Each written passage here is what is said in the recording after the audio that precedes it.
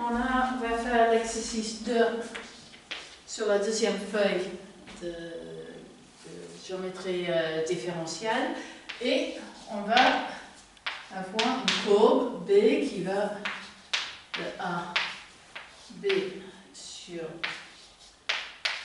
R2, okay, qu'on voit un point S sur bêta 1S, bêta de S, et on aimerait avoir une formule pour le courbure, sachant que ici je n'ai pas fait l'hypothèse que bêta soit une courbe paramétrée par longueur d'arc. Par contre, je vais supposer que bêta est régulière et je vais poser alpha de C D sur R2 tel que bêta est égal à alpha composé avec une fonction de reparamétrisation, puis, c'est-à-dire que bêta est égal à alpha 1 composé avec phi, alpha 2 composé avec phi. Et par définition, je dis que kappa bêta au point S, donc la courbure de la courbe au point bêta de S, ça va être kappa de alpha au point phi de S.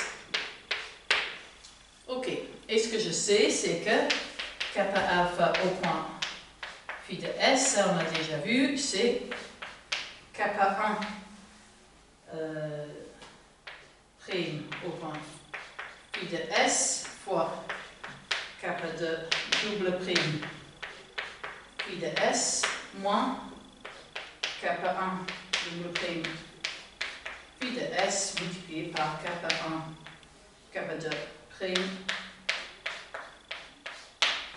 phi de S. Ok? Et on me propose de montrer quelque chose d'assez similaire pour bêta. Ok? Donc, ce que je sais, c'est que bêta 1 est égal à alpha 1 composé avec phi, et je vais avoir besoin des dérivés et deuxième dérivés de cet objet-là. Donc, bêta 1 prime au point S, c'est donc phi prime en S multiplié par alpha 1 prime évalué en phi de S. Ok? Ensuite,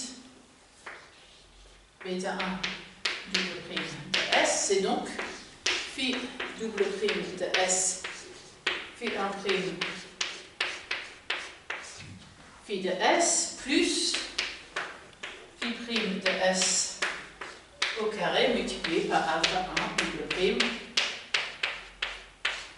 phi de S. Et j'ai bien évidemment les mêmes équations pour bêta 2, sauf qu'avec alpha 2, donc bêta 2 prime de S, c'est phi prime de S, alpha 1, alpha 2, pardon, prime de phi de S, et bêta 1 de double prime de S est égal à phi double prime de S, alpha 2 prime, pardon, de phi de S, plus alpha 1, alpha prime de S au carré, alpha 2 double prime phi de S. Donc ça, c'est juste une application de la règle de la dérivation en chaîne.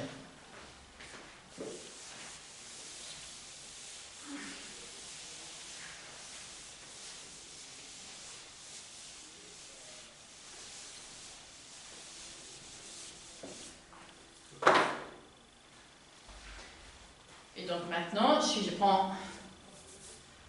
vais regarder bêta 1 prime fois bêta 2 double prime moins bêta 2 prime bêta 1 double prime. Après simplification, je vais obtenir phi prime S à la puissance 3 de alpha 1 prime phi de S, alpha 2 double prime phi de S, moins alpha 2 prime phi de S alpha 1 double prime phi de S. Et donc, je reconnais là-dedans phi prime de S à la puissance 3 multiplié par kappa alpha au point phi de S. Et par ça, on avait défini que c'était kappa bêta au point S. Phi prime de S cube multiplié par kappa bêta au point S. Et donc, en particulier, kappa bêta au point S va là-dessus, et donc bien B1 prime B2 double prime moins B2 prime B1 double prime divisé par phi prime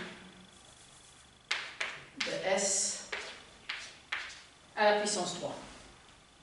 Et donc il me reste juste à montrer que ceci est bien le nom de B prime.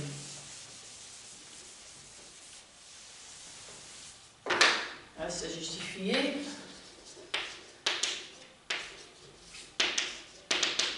Que j'ai donc phi prime de S et nom de B prime de S.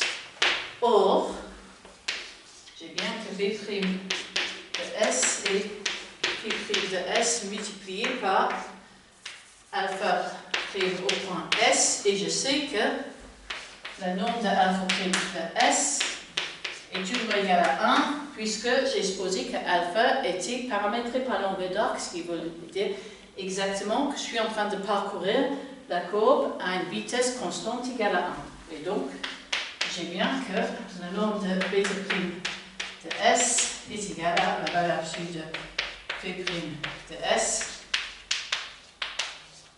Et c'est ce qu'il fallait démontrer.